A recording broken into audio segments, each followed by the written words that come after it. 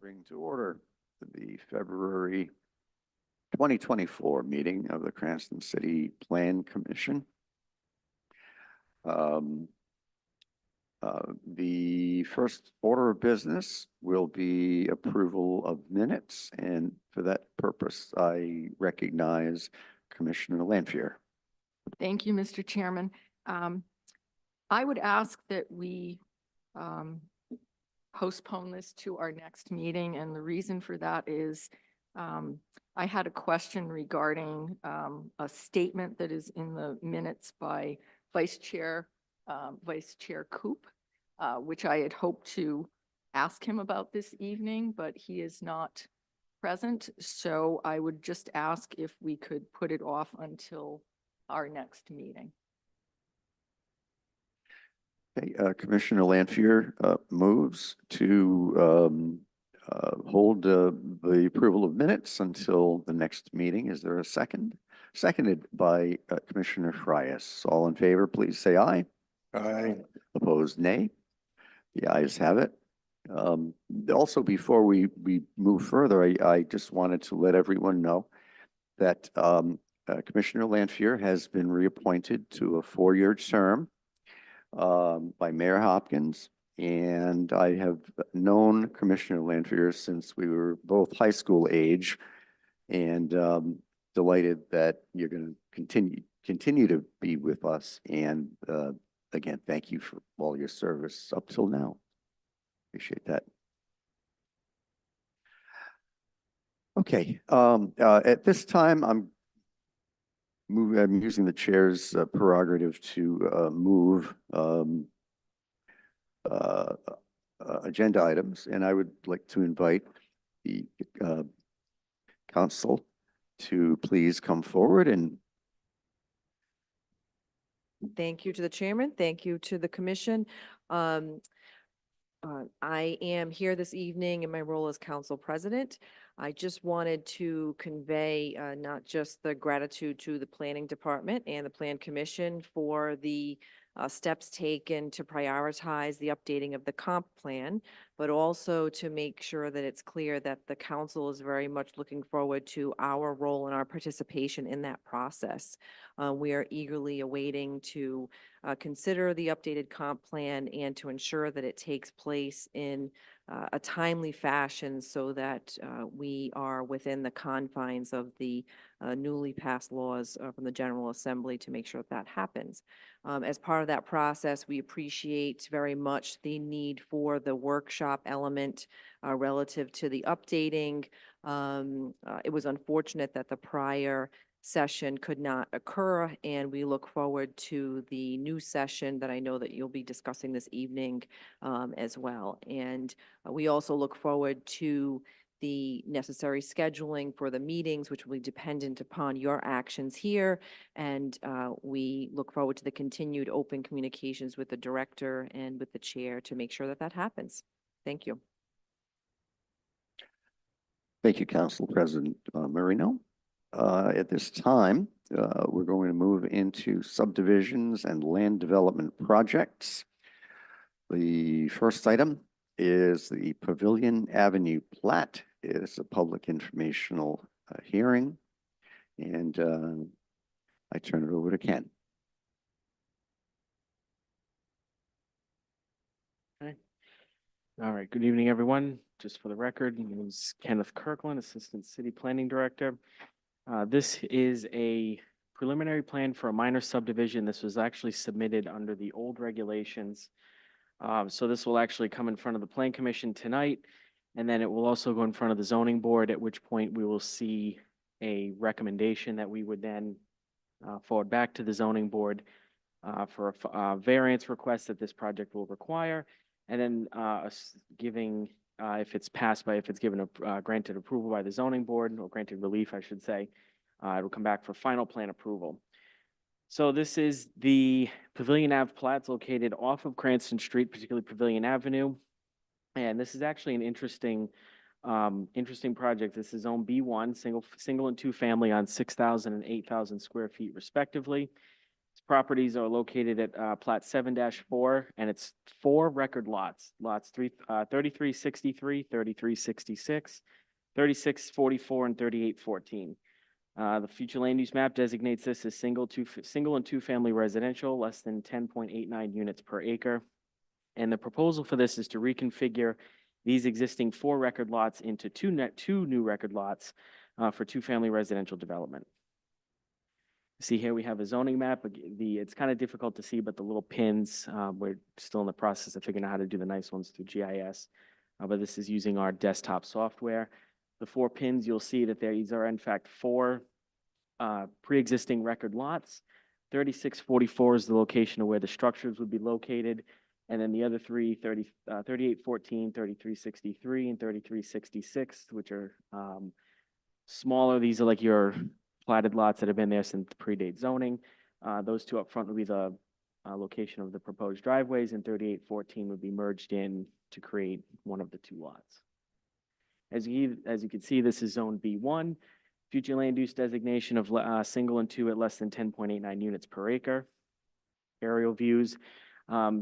We're going to tie this into the fact that this department and staff is aware through some commentary that's come in through the office regarding the previous owner of this property. There were some issues regarding treatment of the land and, not being very neighborly.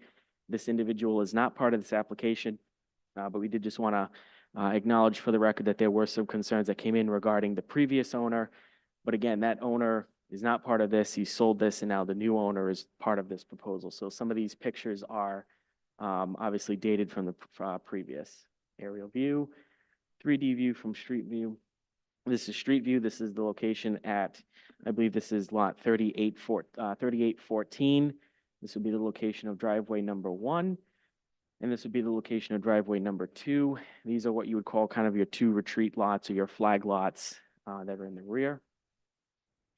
And this is the site plan, as you can see. So the street view with the telephone pole would be at the location of right above where it says pavilion on the lower left. Driveway to the right is the location where the fencing was. The houses would be located in the rear on that larger parcel. And it would be merged in the back with the record lot towards the rear. So as part of the overall, did the analysis on this. This is on Eastern Cranston on Pavilion Ave off Cranston Street. This property was actually, it's in the Potter Homestead plat. It was actually an old rail spur on the original Potter Homestead plan, which kind of adds to the uniqueness of this actual site. They are zone B1, surrounding properties are zone B1, and it's done as single and 2 family. There is, I believe, some C3 and C5 on the Cranston, immediately abutting Cranston Street. These lots are not zoned that. The entire neighborhood is designated single and 2 family residential, less than 10.89 units per acre on the future land use map. Just to clarify, this is in fact a by right subdivision, and there is dimensional relief requested for the reduced frontage.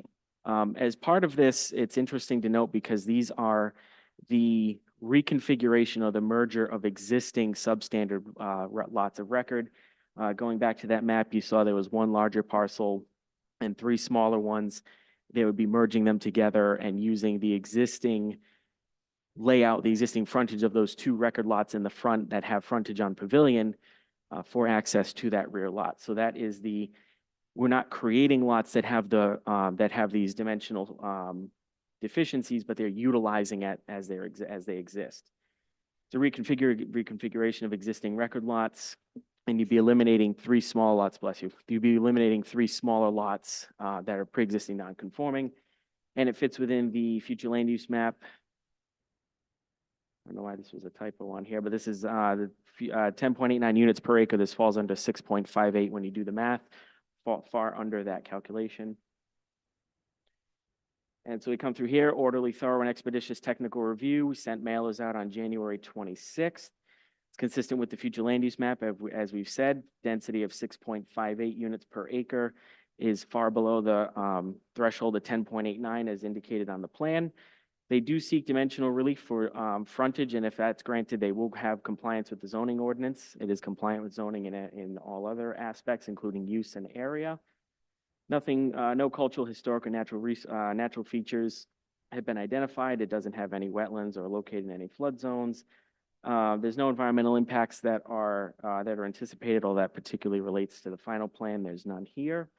Any regulations regarding environmental impacts, wetlands, erosion control, construction, noise, all that sort of whatnot, it will be subject to that at the appropriate time. And the 2018 heritage map shows there's no rare species or anything on site. Will not result in the creation of individual lots of physical constraints. That building would be impractical. Now, again, they meet the requirements of zoning. Design and location of lots and whatnot conform to local regulations. Yes, subject properties have access to Pavilion Ave, which is a public street, and, 2 extra houses on an existing platted street, safe and adequate for local circulation. So we do find that it's consistent with required findings of fact, as well as, your future land use map, comprehensive plan, and all your required findings. Recommend approval, and I will do the unique aspect of adding in 2 conditions. The fire at the time of this PowerPoint, after the drafting of this PowerPoint, the fire marshal did get back to me with some commentary. Most of it was related to structural concerns that come up at the building permit stage. His only real concern was the issue regarding the utility pole, which can be moved. And then also there was some commentary, the structural and the sprinklers and things like that, which comes in at building permit. And I also know that the Public Works Director had some commentary regarding curbing. I'll let him make that discussion as part of his component. But I would add in the additional 2 conditions of the relocation of the utility pole as needed under the specifications of whoever the utility providers are on that pole, and any condition relating to curbing as instructed by the DPW Director. Thank you.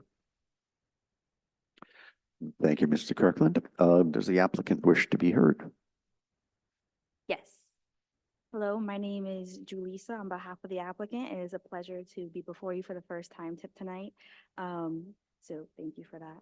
And I just want to convey everything that the city planner has just mentioned to you is completely accurate. And I would love to reiterate everything that he has just said in terms of compliance with the comprehensive plan, compliance with the zoning ordinance subject to the relief that will be sought, in which the applicant does seek to fully comply through the procedural process to do so. And we will also comply with any requirements from building or other requirements as such, just added as a condition. Essentially, to give you some background on what we're doing here and some context, as you know, there are 4 separate parcels here that will be merged into 2 separate parcels.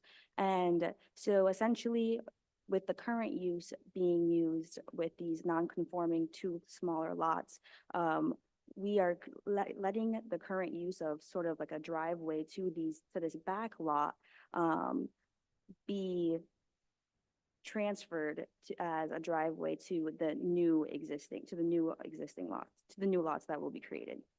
And so essentially what the plan is here is to provide more housing. We're going to have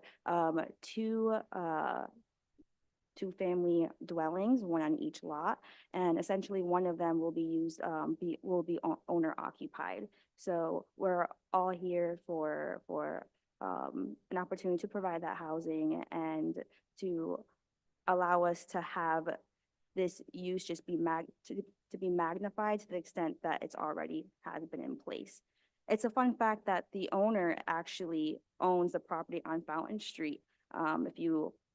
If you saw in the overall Google Maps overview. So with the current use, as you see with the different vehicles or the driveway that's there, it will be the same exact use with the same exact owner using that property as it is.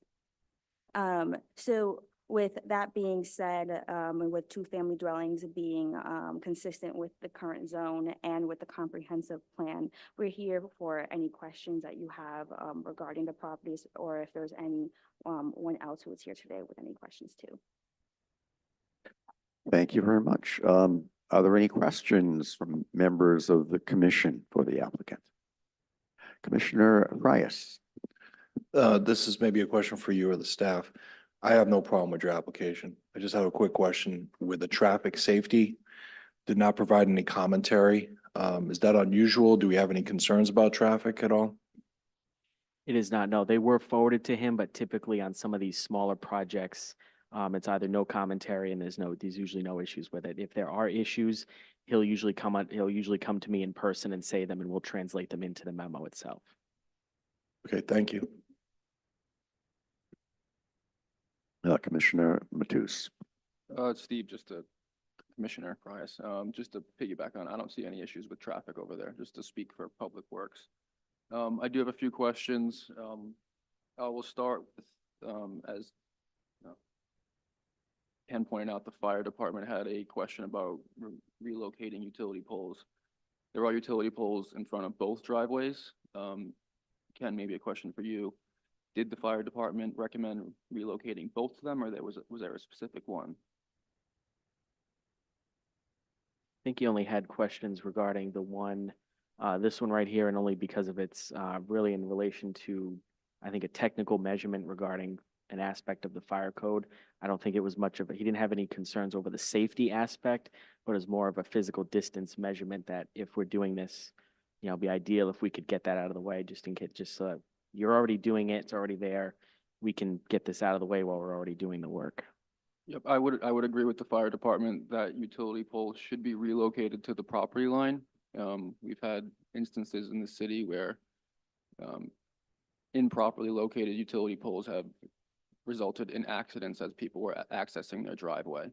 We want to avoid that situation, so that utility pole needs to be relocated to the property line. The other utility pole just has a guy wire that sticks into your potential driveway location. That should be coordinated with Rhode Island Energy to make sure that that pole remains structural. Meaning that guy wire might need to be relocated.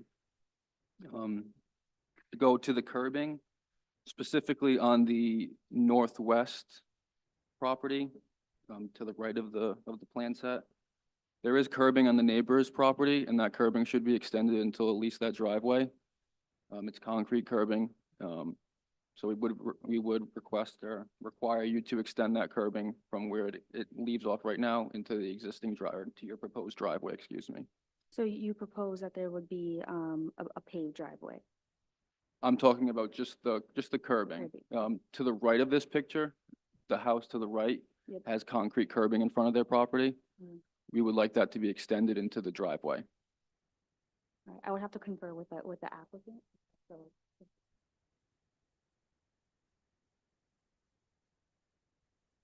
Thank you.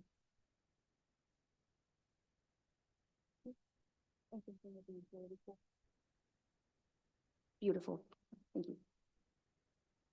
Speaking of paved driveways, are you planning on paving the driveways? In terms of paving, I would defer to the survey to see if it has that note, so 1 moment, please.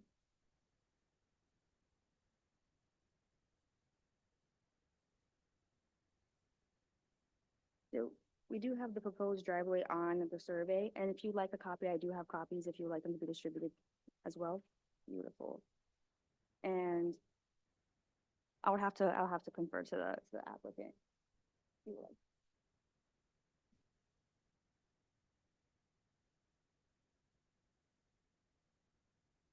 Yes, with asphalt. Okay, perfect.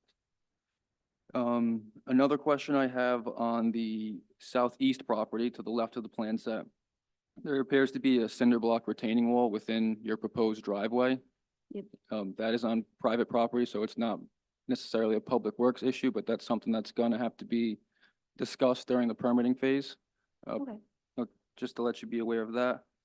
And my last question would be electric service to the houses. Is that overhead wires, underground conduit? I currently do not have that information for you. I can confirm, again, one last time, I can confirm with the applicant, but to my knowledge, I do not have it.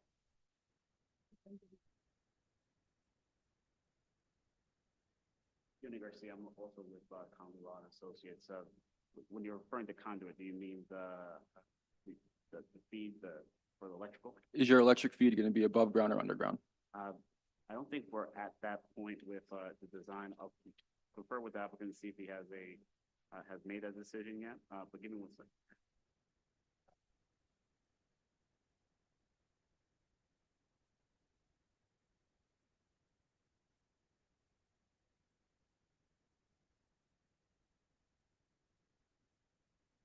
He indicated, and I apologize, but doing some interpreting here on the fly. He indicated that that's not something he's decided yet, but he'll do whatever is required at this point as far as be able to either do it on the ground or do it above ground. He hasn't gotten there yet.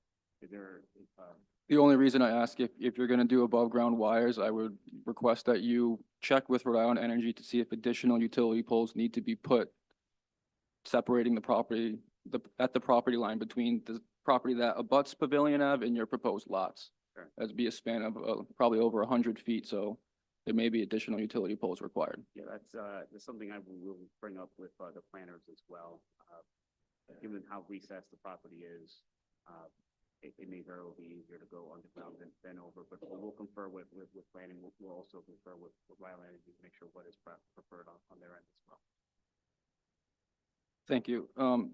My apologies. Like I do have one more comment. Utility connections, underground utility connections in the city of Cranston, multiple perpendicular utility connections in the roadway require curb to curb restoration within all of those trenches. Each one of your proposed units are going to have 3 trenches, a sewer, a gas, and a water. That is expected to be restored curb to curb paving. 3 trenches are not allowed to be left on the road going towards the property line. There needs to be one continuous patch of asphalt to encompass all 3 of them. Alrighty, Does that make sense? Yep, I have that noted. Thank you.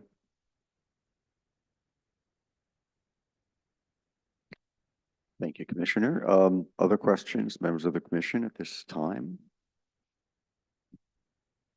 Okay, thank you very much.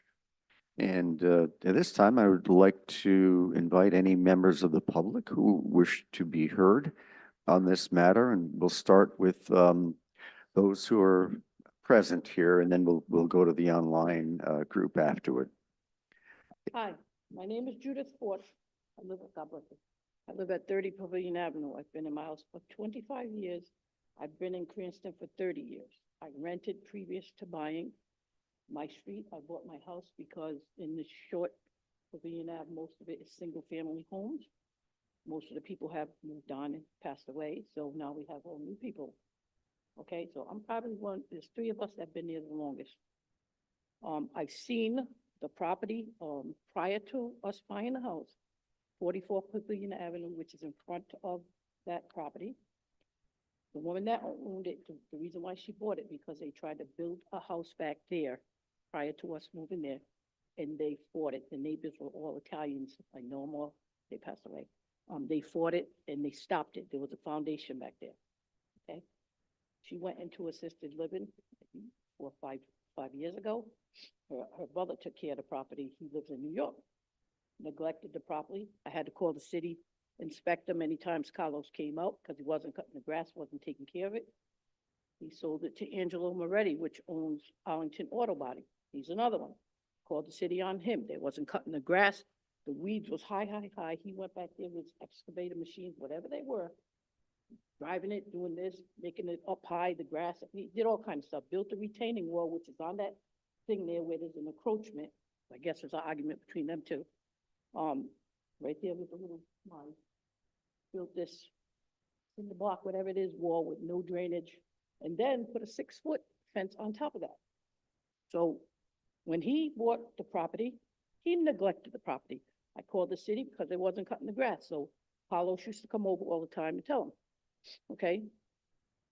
Then he started putting all kind of cars there, unregistered vehicles, all kind of cars in and out of there. My poor neighbors, they bought the house from him, that little part in the front, 44. And there was all the cars going in and out. All times of the night, all times of the day, bringing cars in by tow truck, neglecting the property. I got pictures, I got videos, but we didn't have enough time because we only got the paper on the 30th Tuesday, because I would have did my due diligence and had a lot more information to fight. So taking cars in there, there's unregistered cars in there right now. There was a car that was towed in there months ago that was smashed up and it's still there. rented his property with a cover on it, okay? There's another car, they put a crappy old fence up just to hide everything in there, and they put chains on the fence, so no one can go in. So with the storm, maybe a couple weeks ago, we set up a fence came up, right over there, I walked and I was looking, I videotape, take pictures, unregistered cars and everything. And he says he's gonna live there in 2 duplexes. He's not gonna live there. He owns the house in the back there. If he didn't sell it, he owns the house in the back there. So with landlords that rent, they don't take care of their property. Angelo Moretti owns two families down the hill, and guess what? There's a mattress. I have a picture that's been there for months. You think he will remove it? No, because he lives in Hopkins, in a $700,000 home. There's a, right next to his property, what is called pavilion there, the next one is a railroad complex. There's a big old football. I don't know if you've seen it today. Some cars will go down in his home. There's another rat running around in the corner. It's like a three-family garage looking thing. They got a bus that sits there, no registration, no plate, or nothing. So landlords don't take care of the property, plain and simple. And we have to deal with that. I like Cranston. I've been here like 30 years, paying taxes 25 years. And I have to deal with that now, where we're gonna have absentee landlords. He said he's gonna live there. He's not gonna live there. His property, his 8A, it is 68 Perry Avenue. His black door, down on Perry Avenue. I know I live in the house. I'm just angry. So if I had more time to prepare it better, because I Googled variances, the encroachment and everything, you can fight it, we can appeal it and everything. We're gonna do what we can to fight this. It's not right. Because he's not gonna be there. One other thing, too. This one of these is gonna be not for me. But there's microfiber.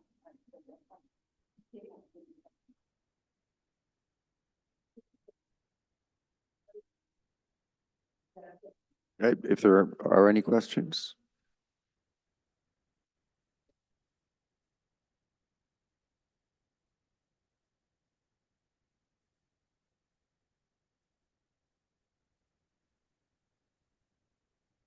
Thank you for your testimony. Appreciated that. Yes, Speak on behalf of, thank you for the concerns.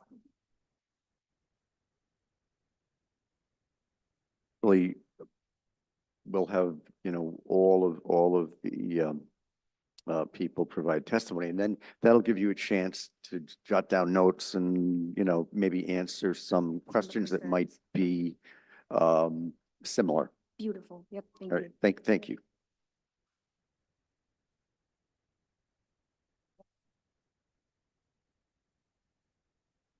Hi, my name is Sofronio. I live on 32 Pavilion Avenue. This lot in question is right in my backyard. So I don't know if, I'm sure you're aware that when they cleaned that up, they pulled it up with dirt, so it's sitting like. So, all the dirt is not this one. It is my property line. My concern is, when you start building there, I'm concerned about water coming into my property. And are they gonna, like, dig up something there and make it flatter, maybe, lower? That's my concern. It's too high, right? It's like sitting like 8 feet high. So that level. Okay. So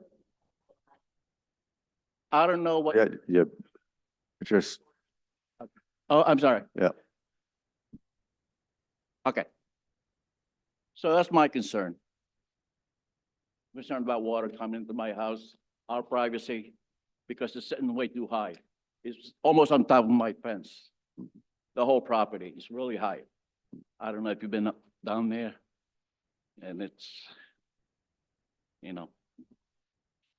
okay, thank you. Any members of the commission have a question for this witness? If not, thank you. I,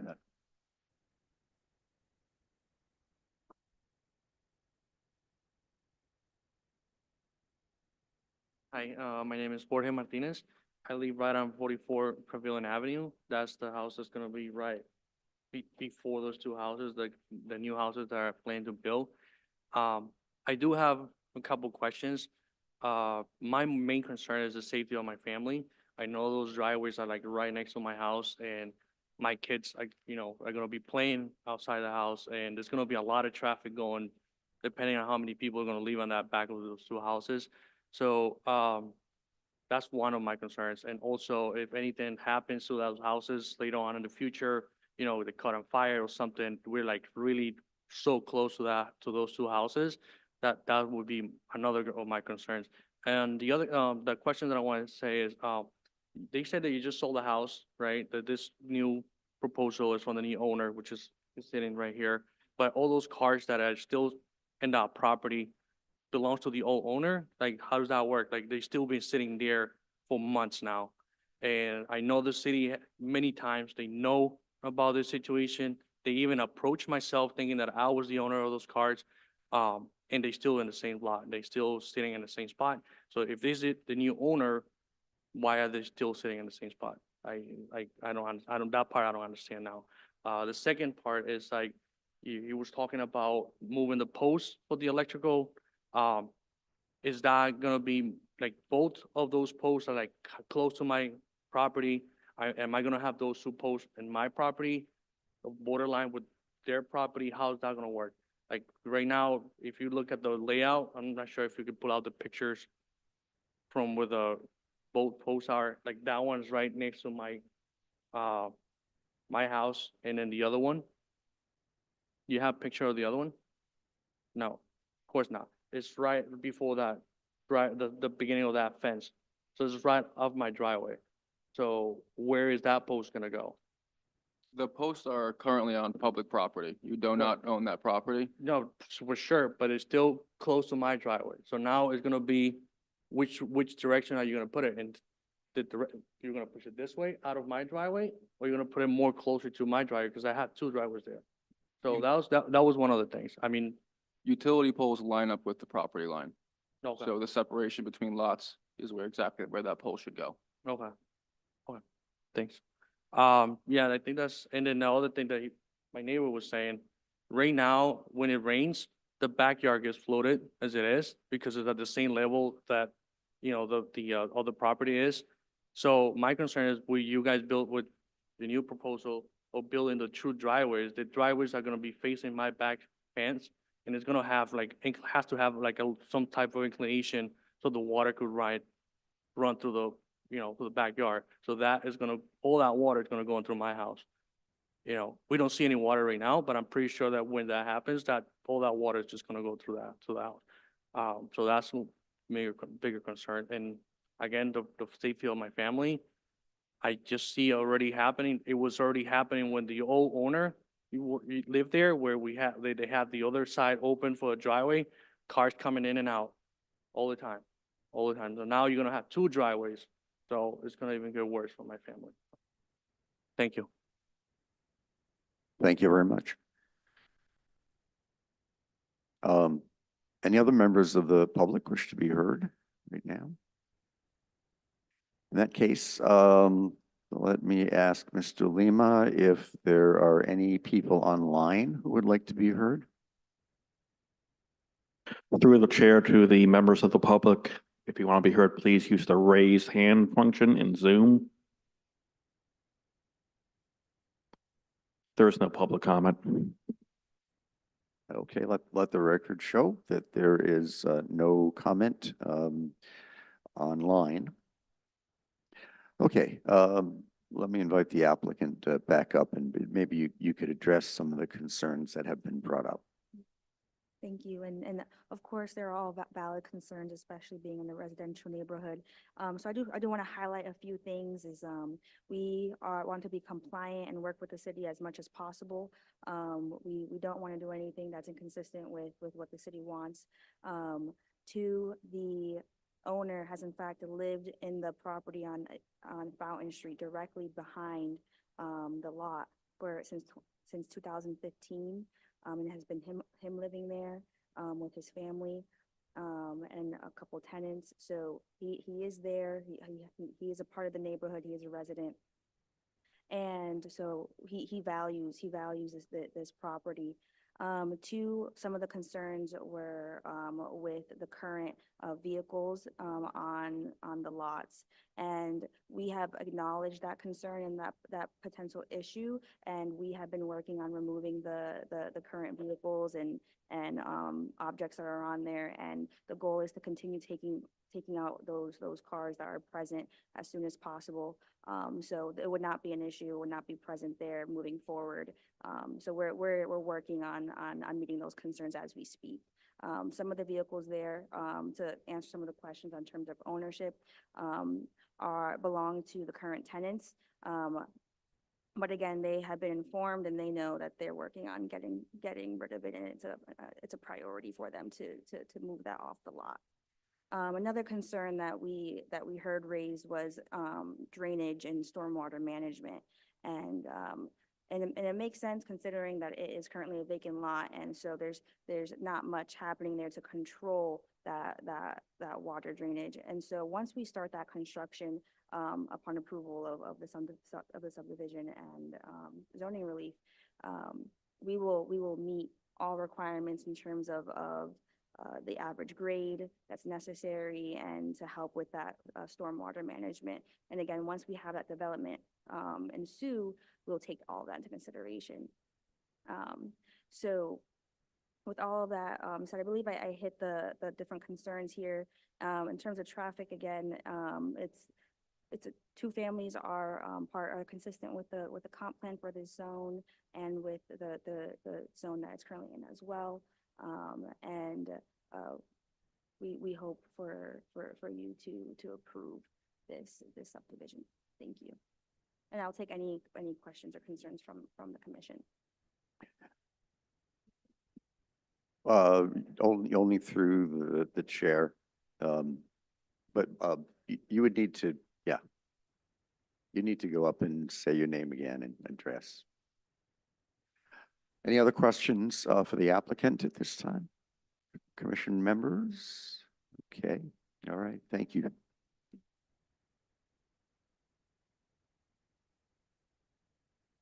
I'm Judith Forts again. I live at 30 Pavilion Avenue, and to counter against what she said, if you as a homeowner that lives on Fountain Avenue behind, why would you neglect that property that you bought? Not cutting the grass, putting all them junk cars in there, and there's a lot of them without plates. I have pictures, they're not registered, okay? So therefore, right now, right against that fence is a big old pile of gravel. I mean, there was a vote, 2 votes there at one point to kick them out. So they put whatever they want back there. There was a shed, something they built you know those tents that you put together with the metal poles and the thing when they were doing the work on the house? That thing blew apart in a storm. It's still sitting over the broken apart in the corner.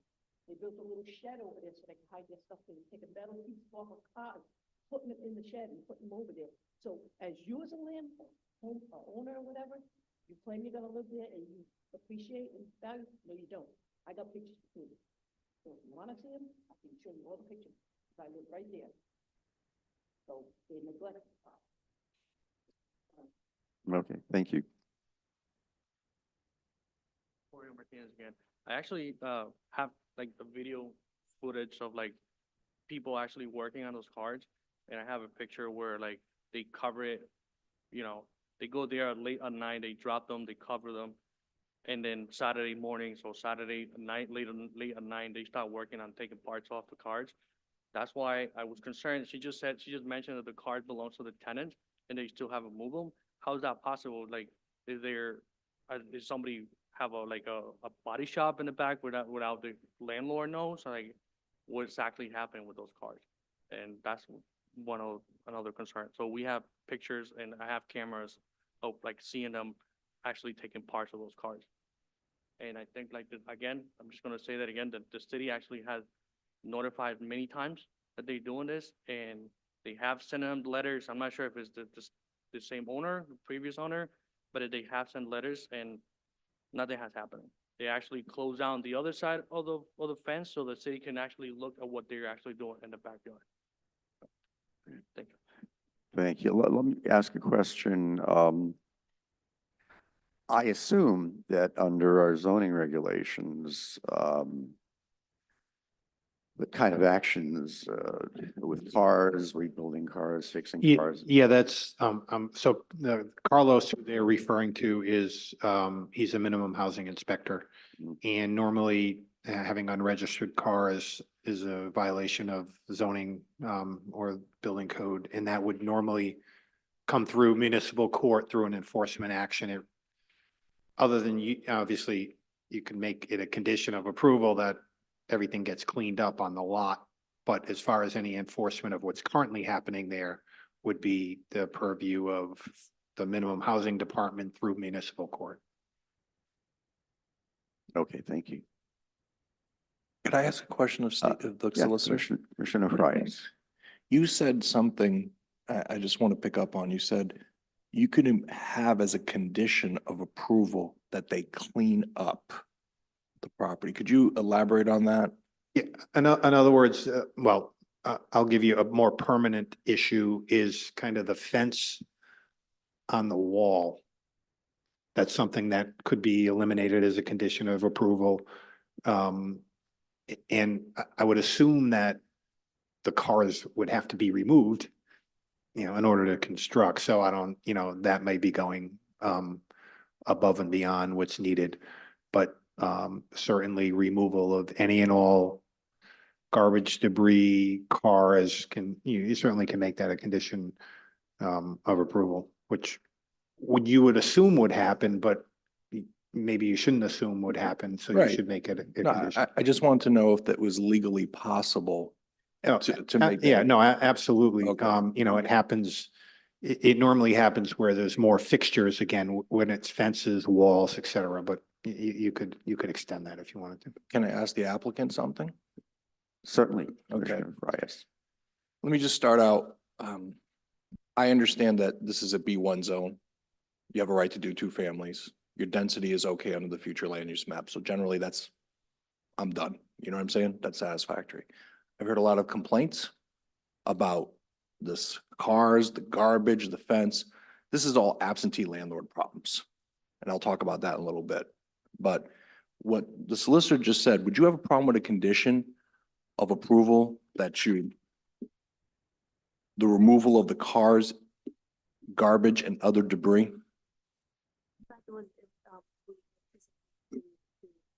For this to occur for us to remove it all, so we wouldn't have to have that for you guys.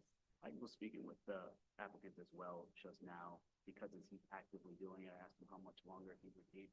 That within a week, he'd have all the vehicles in the back removed, including the boats that he has back there. One of the issues are this is a rather large contiguous back lot. And so obviously if there were developed, there's not going to be a facility there to store anything there other than folks who live there who are going to park there. No, I understand the goal, and you have no problem with the elimination of the fence as well? The elimination of the fence, certainly it seems like there might be issues, but I'm not sure if there's going to be potentially open to either redoing the fence or there's an issue with the fence working with the neighbors to have something that is workable. I do believe he put up that fence that I believe is what's being referenced. But if there's any issues with that fence as far as zoning or any other municipal ordinance, we certainly would have no problem with making that compliant. However, that needs to be done. Okay. And just thank you very much. I just want to say this to the residents. I lived in communities where there is absentee landlords, and they are a problem generally. Okay? And that's why I oppose making it easier to have absentee landlords in our single-family suburban neighborhoods. And there's legislation that keeps trying to make that happen in this state. Thank you.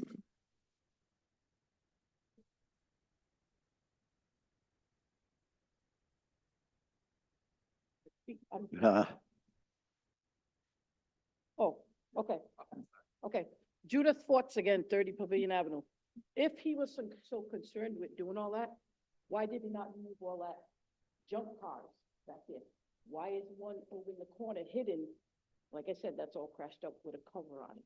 Why did you not do that before? Why do you wait before you come before this committee? You gotta get approval to make an apartment. Now let's say two families, so 2 duplexes. That means 4 apartments back there. Why not do it now? You claim you're gonna be a landlord and live there? No. Because if you was a landlord and you own a house back there, you couldn't take care of it now, what makes you think you're gonna take care of it later? Okay, thank you. All right. Any other questions, recommendations, findings? Oh, Commissioner Lanfear.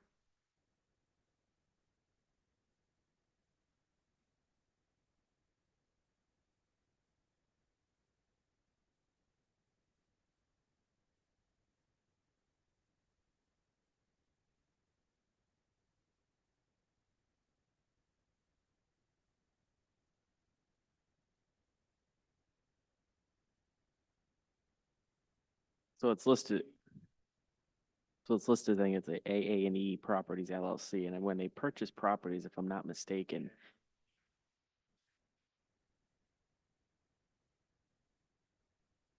Do we,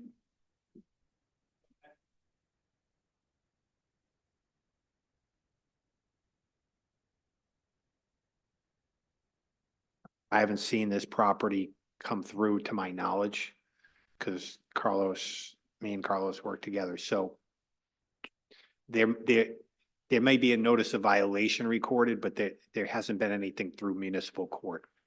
Which is, there could be a notice of violation issued and not make it to court yet, because that's step 2 or step 3.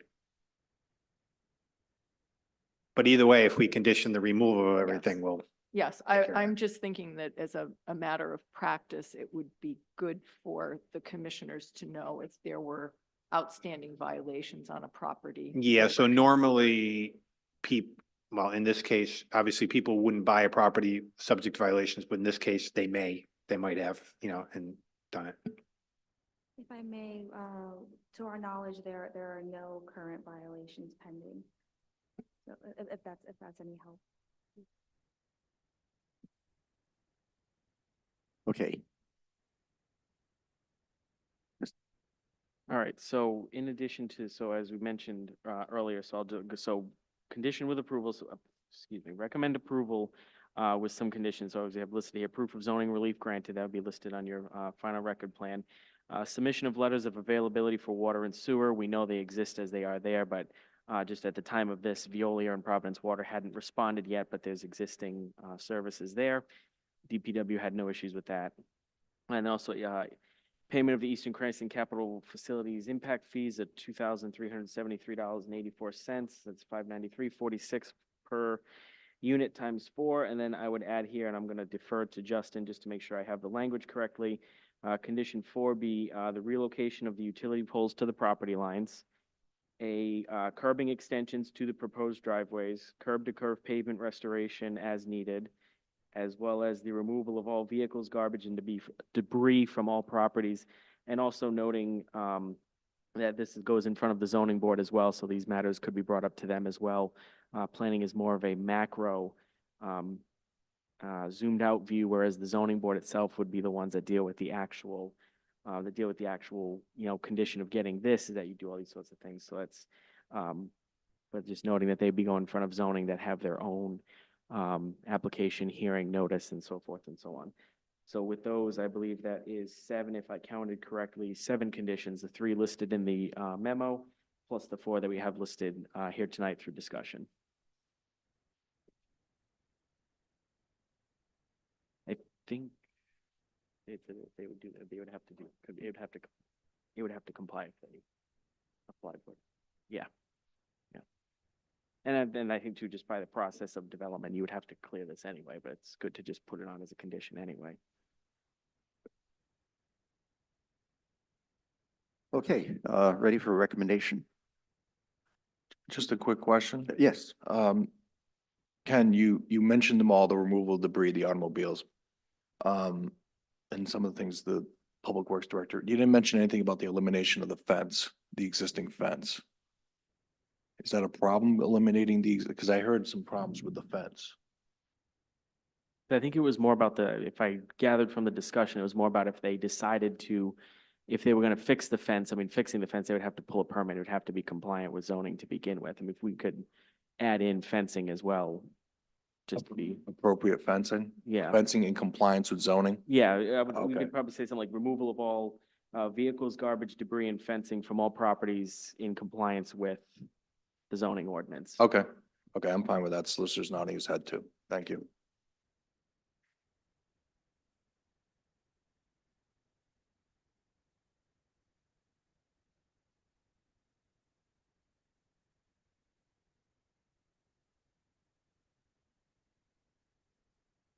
Mr. Chairman, may I ask Commissioner Lanfear. just one more? Can we put a time frame on the removal of all of that from the property prior to commencement of any construction or work on the property? So it doesn't sit there while they're working on the property. Mr. Chairman, on that particular item, I would recommend that we have that prior to final plan recording. Not in the construction phase. I think prior to the plan going on record, there should be a clean bill of health on the property. Because Jason's right, because they could record the final plan and never build. Never pull a permit. It would take 3 years to pull a permit, say so. That way there is by doing it prior to construction, there's, I don't want to say, no, it's not an unlimited time period, but it's certainly an extended time period. Okay, so we just prior to final plan approval. Because essentially what it would do is it would tie their final approval to getting everything cleaned up. So if they wanted to move forward, they would get it cleaned up first. And then essentially when they come back in front for final plan approval, there'd be photographs, or, go with building and zoning, take a field trip, look at it, do that sort of thing. And it would be tied to their plan recording itself, which is the actual, once it's recorded, then it becomes, legally existing reconfigured lots. Thank you. I appreciate the guidance on that. Okay, thank you. Other questions, comments, commission members? How's it going? My name's Evan Forts. I live at 33 Pavilion Ave.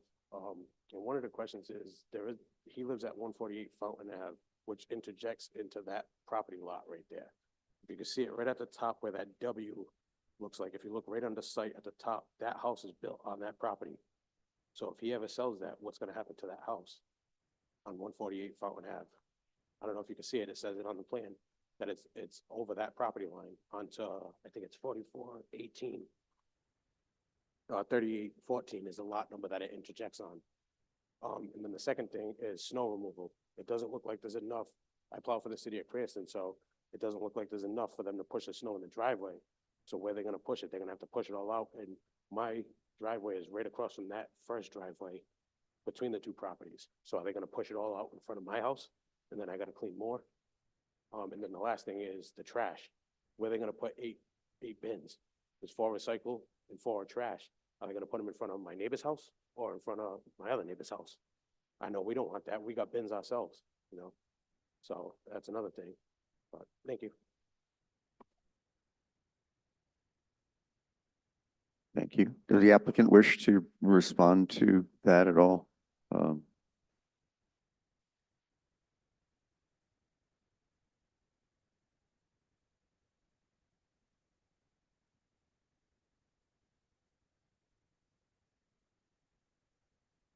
Evan Fortson, I live at 33, sorry. The other thing was the cinder block wall, right where the encouragement is, where the fence is on. That wall was put up illegally, and there's no drainage for that wall. And I know they mentioned about drainage. My mother lives at 30 Pavilion Ave, and she gets water in her basement every time from the rain, ever since that wall was put in. Because there's no drainage, and Angelo is the one that originally put the wall up, but now it's on their property, so what are they gonna do about that wall? And I know they mentioned about drainage, but I have to help her clean all the basement every time it rains, so. Thank you.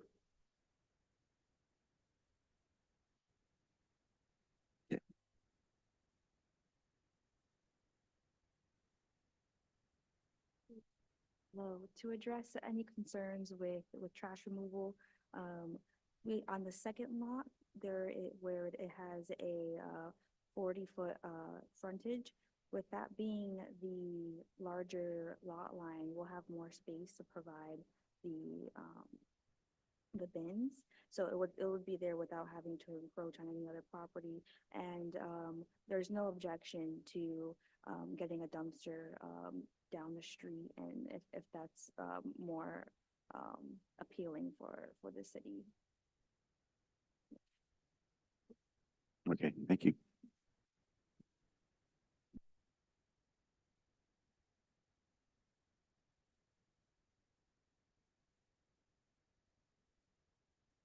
All right. So as just kind of going over the final recommendation with all the conditions put together, so this would be a recommendation for approval with the following conditions: proof of zoning relief granted by the Zoning Board of Review, submission of letters of availability from the Providence Water and Veolia Water for water and sewer availability, payment of the Eastern Cranston Capital Facilities impact fee of $2,373.84, which is $593.46 per unit times 4. Utility poles shall be relocated to the property lines, curbing shall be extended to the proposed driveways. Curb-to-curb pavement restoration will be required as needed in accordance with DPW requirements. And the removal of all vehicles, garbage, debris, and fencing from all properties in compliance with zoning prior to final plan recording. There'll be conditions 1 through 7.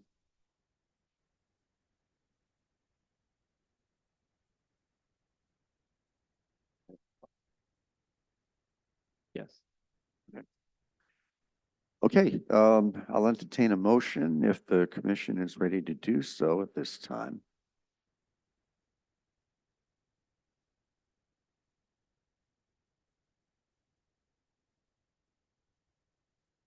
Commissioner Barbieri moves approval of staff recommendation with the new conditions that have been added. I'll second. Seconded by Commissioner Matus. All in favor, please say aye. Opposed, nay. The ayes have it, and the motion passes. Thank you, everyone, for, I think your participation really helped in this process, so thank you.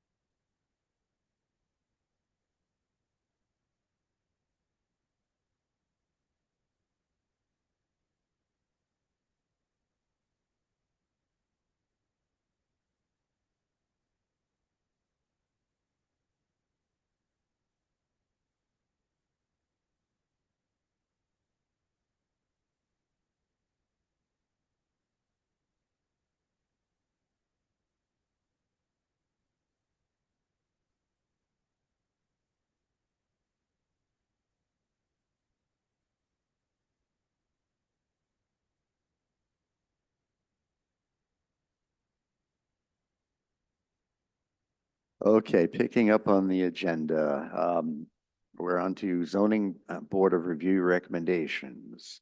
This is Fort Properties LLC has applied to seek dimensional and use relief for no changes to existing two-family residences with reduced frontage, setbacks, and lot coverage at 1579 to 1581 Elmwood Avenue. Thank you, Gregory Garten, Senior Planner. The subject parcels, there are two, are located at 1579 and 1581 Elmwood Avenue, as was just mentioned. This is a dimensional and use variance request. The zone for the parcels is C5 heavy business. The future land use map designation is special redevelopment area. The subject properties, again, are located at 1579 and 1581 Elmwood Avenue, identified as Plat 4, Lot 221, further identified as Parcel B. Parcel A, and then 1581 Elmwood Avenue is identified as Plat 4, Lot 221, Parcel B. Parcel A currently has a land area of 11,920 square feet with frontage on Elmwood Avenue. Parcel B currently has a land area of 4,827 square feet with frontage on First Avenue and Elmwood Avenue. The request by the applicant is to allow for merged lots with a lot line which runs through the building footprint of the two homes on both subject parcels to be unmerged and for the lot line to be moved in order to bring the subject parcels into further conformance with current schedule of intensity regulations. This is just a zoning map identifying the two parcels as signified by the stars. You can see that the lot line goes right through the home on the south. Future land use map, again, special redevelopment area. A clear image via an aerial view of the parcels. Here's one street view in the corner of First and Elmwood Avenue. One directly from Elmwood Avenue and one from First Avenue where you can see the full image of both of the homes.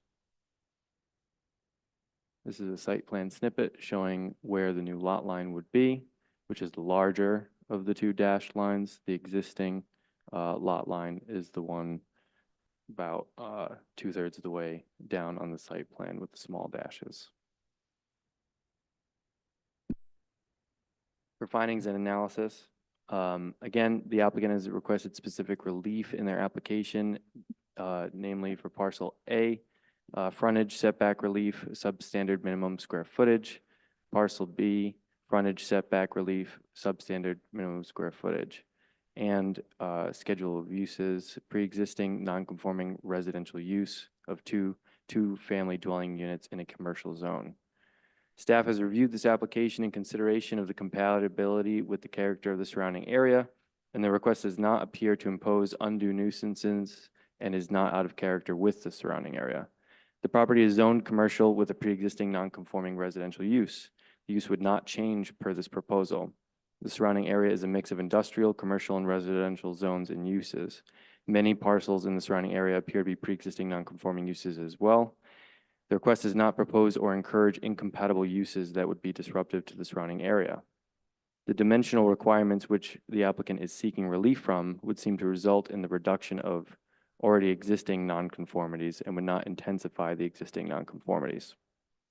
As for the future land use map, again, the designation is special redevelopment area, which is further defined in the comp plan as areas in which the city anticipates undertaking redevelopment through mixed plan development ordinances, areas in which the city believes that the current land use is appropriate but the existing zoning is not appropriate, areas in which the city has identified specific sites where the existing zoning is not appropriate and requires further study prior to an appropriate land use designation is determined.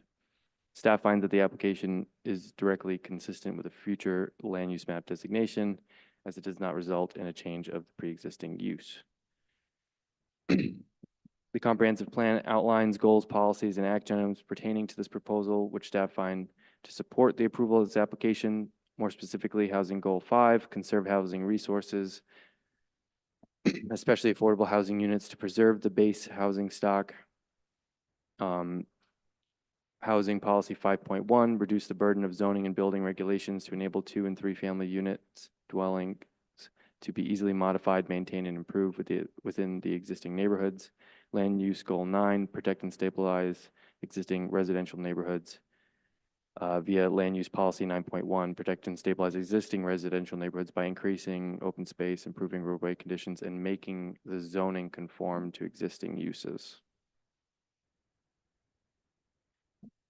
With that, staff finds this application generally consistent with the goals and purposes of the comprehensive plan and is compatible with the general character of the surrounding neighborhood.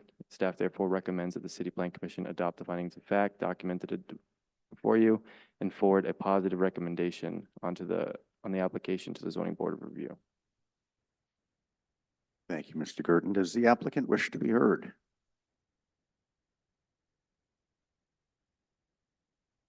Okay. Questions, members of the commission? Commissioner Frias. Just a few clarification questions. This use right now is residential. Correct. All right, so this is just going to stay residential, even though you call it a use variance. It's the use right now is currently existing as residential. Correct. Right. Okay, I'm not worried about that then. It's more of just a matter of semantics and what they applied for on their application, Okay. so it was Yeah. reviewed as such. What are the lot sizes going to be? That wasn't clear to me after all this is done. Yeah, so they're both going to be above 8,000. Above 8,000? Yeah, they're both within a couple hundred square feet of one another. Okay. And the area in general, from your review, does it look like to me primarily 2-family homes in this area, right?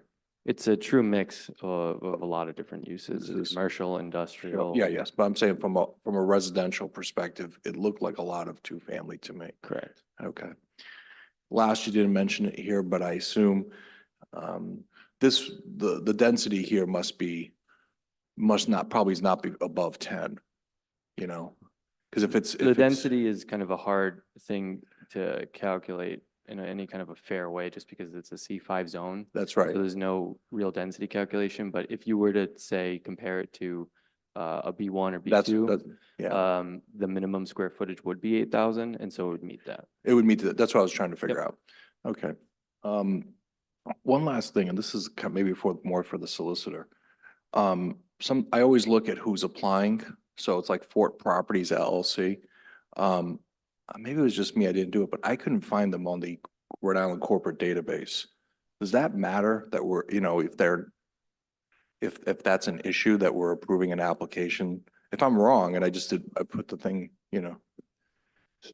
So this application is by someone in my office building, Dave Delbajian, who's been in my office 50 times on this application. So I don't know why he's not here tonight, but perhaps is it Fort Properties LLC? Let me look it up quick. It might be under FT or something like that. okay, that may have been it. But I can't believe they're not in good standing. But Okay, that's my concern if they weren't a real existing. if they weren't legally existing, they have no standing in any, frankly, I have a case regarding one of Mr. Murray's old clients, Montecanti Properties, that was not in good standing. They have no, the decision would be void. They have no legal right to be here.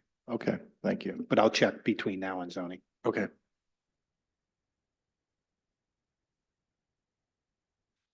Okay, other questions, members of the commission? Mr. Lima, anyone online who wishes to be heard on this case? There is no public comment. Okay, the chair notes there is no public comment online and there is no public comment present as well. Any final questions before we go to a vote? Okay, I will accept a motion.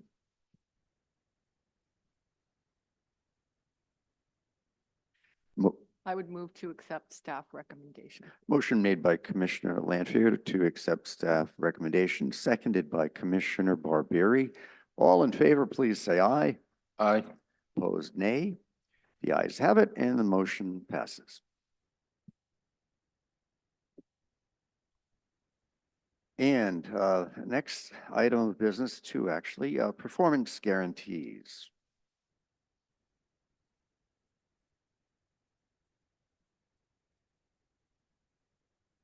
Mr. Chairman, I spoke to Justin this afternoon. We're going to request a 1-month continuance on these two matters so that we can sort out the final details before this is ready for the commission to vote to finally release these bonds on these projects. So we will pick these up at the March meeting. Okay, I'll accept a motion to move these two items to the March meeting. Commissioner Barbieri moves, and seconded by Commissioner Lanfear. All in favor, please say aye. Opposed, nay. The ayes have it, and we will see these in March. Okay, election of officers. Normally, this is something that we do at the first meeting of the year, but I had COVID that day, so we I'm fine now, but we have moved it to today. Now, typically what we would do is the vice president would preside over the election of the president, but Mr. Coop is not here. So I will just, Why don't you have the senior commissioner, who's not the vice chairman, preside? I think that makes sense. Go right ahead. Thank you, Mr. Chairman. We are on election of officers, and we are electing a president and a vice president.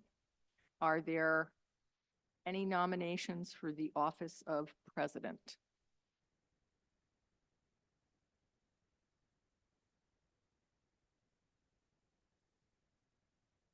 Commissioner Barbieri?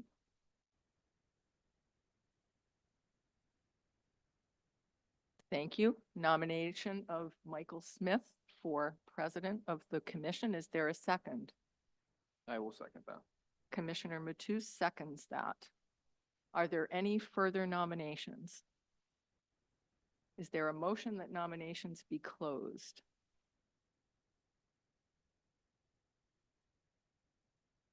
Is there a second? Commissioner Exner seconds that. Nominations are closed, and all those in favor of the nomination of Michael Smith for president of the Planning Commission, please say aye. Aye. Opposed?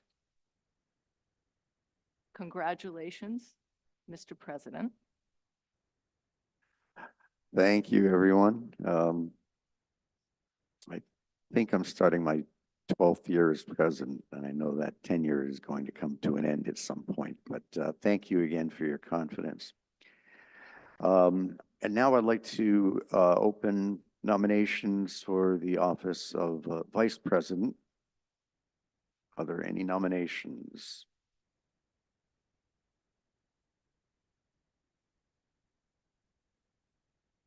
Commissioner Lanfear. I would nominate Robert Coop for the vice president position. Okay, Robert Coop's name has been placed into nomination. Is there a second? Seconded by Commissioner Barbieri. Are there any other nominations? In that case, I'll entertain a motion that nominations be closed. Moved by Commissioner Lanfear and seconded by Commissioner Matus. All in favor of closing nominations, please say aye. Opposed, nay. And now we vote on Rob Coop as vice president.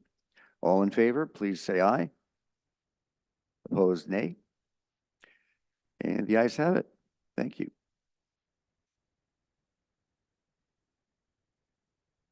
He did request, by the way, that he be renominated for vice president, lest you think we're kind of putting him on when he doesn't want to serve, so. I was going to ask the question, but I didn't want to push it. That has happened to me at times where I'm not present and I get an assignment. Okay, city planning director's report. Thank you, Mr. Chairman. Looks like we have all of these submissions for capital budget. Maybe recreation is the only one that might be flagging.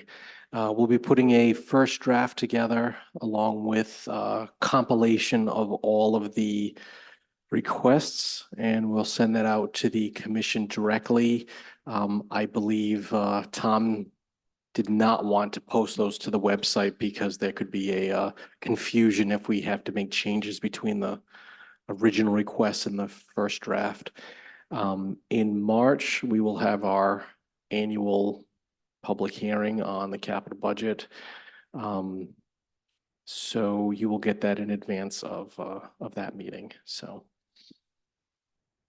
that's that. Next, this will be Greg's last regular meeting. He is moving to the private sector, and we're gonna miss him, but this is his last time you'll see him in this capacity. So he will be at our regular our workshop meeting. So so at that point, there are openings in the planning department. It's been difficult to find applicants. This would be the third round of solicitation that will be starting this week, and we'll see what happens. But you know, the department's severely depleted at this point. You know, moving forward, once Greg leaves, it'll just be me and Ken for the next couple of months, 2-3 months probably. So yeah, that's the situation right now. So next, we need to reschedule our charrette. So we had to cancel that last month because there was a disagreement about the public participation virtually of that type of a meeting, which I kind of felt that these meetings should have been exempted from that type because these are hands-on activity meetings with the public, and these are not webinars. But we think we have a way to solve that problem and still have the charrette. So speaking to the consultant, it's looking like February 22nd is the date so that we can get all of our staffing together and have this this live charrette with an online component. So how does this 22nd work for the commission? This would also be at the senior center like it was last time. What day of the week is the 22nd? I apologize. It's a Thursday.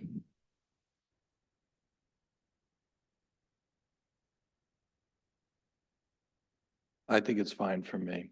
Are we talking 6:30 over here or at the senior center? We're going to be talking 6 o'clock at the senior center. When you get a chance after we agree this, could you explain how you view this charrette thing working? The digital version? Just in general, how this would work? Would people, people would come in, make public comment? Are they going to go into groups, et cetera, et cetera? Well, the whole concept of the charrette is that they are moderated tables. Each table is going to have a different topic for a set amount of time. At each table, you'll have discussions with your neighbors and put ideas on sticky notes and put them on boards, and strengths and weaknesses and opportunities are going to be identified. And then after a certain amount of time, the public moves to the next table where there's going to be more mediated discussion amongst the participants. The online component will be more like we're thinking it's going to be like a special moderated session just for the participants of the Zoom. They'll have somebody moderate and gather all the information. It's going to take a little doing, but I think we can do it. It's, you know, when asked about an online component to a charrette, the consultant really felt that it's just never been done. It's not a thing that really works all that well, but I think that, you know, we have something that can fit our needs. The problem is, of course, you know, the ordinance calls for televising, you know, the live streaming of the event. But when you have multiple tables with multiple moderators and different groups talking about different things simultaneously, that just doesn't work online. So, you know, there was ideas of, you know, maybe televising the whole thing from the corner of a room like C-SPAN, and I said, yeah, no, that's not going to work. So, it's going to be something along the lines of either everybody is with one moderator and they can go through all the different topics in order, or the second idea, depending on how many people do it, and we're not really encouraging people to do the online component, that computer would essentially travel to table, but we haven't figured that out yet, but it's going to be one of those two options. Again, this is just my own 2 cents on this is, you know, I believe in complying with the ordinance, and, you know, the charrette is not a requirement for us to have a public hearing that way. We can just have a normal public hearing where people come in and make public comment. But my own preference would be on this charrette thing is you just have a moderator and you go topic to topic, that one moderator, because that way us as commissioners can listen to what these people are saying. If they're all in separate groups, I can't be in 7 different places listening to what people have to say at the same time. Neither can my fellow colleagues. So that's one thing. Public comments, it's valuable, but if I can't hear it or see it because I'm not present, then it kind of defeats the purpose of public comment. So I prefer to have a moderator. This is the topic. Everybody comes talk about that topic. Okay, we switch to the next topic. What do people want to talk about that topic? And that would be my preference. And I think that would comply with the ordinance and have everybody else be involved in it. That's just my 2 cents. Right. We're planning on doing the charrette. This is not a public hearing. That's not the purpose. We're not the purpose of the meeting. The meeting is for the public to come and have discussions with their neighbors and their data to be gathered and then compiled into a report that we can all synthesize and share. It's not one person making a comment on a particular topic. That just does not work in these settings. So we will have opportunities for the public to comment when we're doing, you know, reviewing elements and things like that, but that's not what this process is. This is the industry standard for doing comprehensive plans and getting public comment is doing this charrette. Like I said, I could care less if there is a charrette or not a charrette. What I care complying with the ordinance, number 1. And number 2, people can make their public comment however they want to. They can do it in a group or they can do it in little groups, whatever. But the point is for everybody to know what people are saying. And the best way to do that is if everybody's in the room hearing what people are saying. That's my 2 cents on it. Thanks. It will comply with the spirit and intent and letter of the ordinance that there's going to be a public participation comment online. The rest of it will be the process that we've laid out. Director Pizzullo, in my understanding, and I've done many charrettes in the past at the college and other places, that essentially the goal of this is a brainstorming session to get people to come up with these ideas, and then you put the stickers up on the wall, and then a larger group takes a look at them. And I know that, well before anything even comes together, we will have public hearings on all of these issues. So I do think the public will be adequately served, and that we also should be able to get the creativity of the people sitting around the table or online, as they seek to participate. And public participation, obviously, I know no one disagrees with this, is key, because this is the city's plan. It is not our plan. And we don't always think of everything. As much experience as we have here, sitting around the room. And it will be good to hear people just coming out and brainstorming. So that's my thought on that. Is that All right, so February 22nd, 6 o'clock, Senior Center, public charrette with an online component. So that's how we're going to do it, and that's how we planned it. That's how it was worked out with the consultant. So we want to get through this meeting. There will be plenty of other opportunities for the public to engage, but especially in phase 2. But this is a component that we have to have at this point. okay? So we have the date set then for the charrette, and the next regular meeting is on March 5th. However, a couple of weeks ago, I noticed that the April meeting is April 2nd, and that is an election day in Rhode Island. That is the presidential primary. And we have not ever met on a day where there is public voting going on. So that is something we'll talk about at the March meeting, what would be the appropriate date to move that to. Okay. Unless there are any other comments, I will, yes, Commissioner. This is a question because we heard today from the city council president, this is a concern of mine too, about this comp plan and the time frame. And I just it's going to be a comment and a question, which is, we're trying to get this done in a timely manner to give the city council appropriate time to review it and the commissioners appropriate time to review it. By this point, we probably have some chapters, must be pretty close to being done. So I was curious, when is the commissioners going to even get one chapter to review?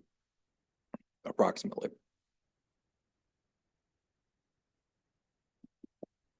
I would say starting next week, we will get these chapters posted. Okay. Let's talk time frame. The comp plan, the date that everybody talks about the looming expiration of the city, is in September. So our time frame is to finish this in June sometime, and at the very latest, the very beginning of July. That's the very latest. Yeah, I think That brings us, I'm sorry, go on. Okay, I was just gonna say, because a couple of faces were being made at me when you were talking about the dates. What I understand then we're interpreting it is that the date of March 1st is not applicable in the statute because 12 years from the date that we, the city council, approved it in 2012 was sometime at the end of August, if I recall. It was in September. Oh, September. Okay, I apologize. So what I was saying is that for us to finish our work by July, the very beginning of July, the way the ordinances work is that we have to get it to the city council so that they can docket it for new business at the end of July.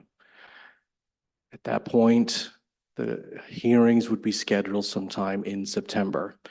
Now, between the beginning of July and the end of September, the city council will have approximately 2.5 to 3 months to hold workshops with us, with the public, and whatever they want to do. They have a number of opportunities in that time frame to get familiar with the plan, and then by September, they should be able to vote on it. That's the expectation. So our time frame is June, July, and their time frame is September. Okay, and that the commissioners will be getting then the first chapters and, as you said, Very soon. very soon. And I think that you've also heard what I said earlier, is that now we're down to That's- 2 people in the office where this is getting dire. So we'll work through with what we have. So I understand. Thank you. Okay, before I ask for a motion to adjourn, I would be very remiss, and I want to get this on the record, to thank and congratulate Craig Gurdon for his outstanding work. And we just wish you all the best. We wish you were staying, but we wish you all the best in your future endeavors. I know we can't keep you tied down here. There are bigger and better things in your future. So thank you so much for everything you've done. Appreciate that. Thank you. Now I will accept a motion to adjourn. Motion made by Commissioner Barberi and seconded by Commissioner Matus. All in favor, please say aye. Opposed, nay. The ayes have it. We are adjourned. Thank you, everyone.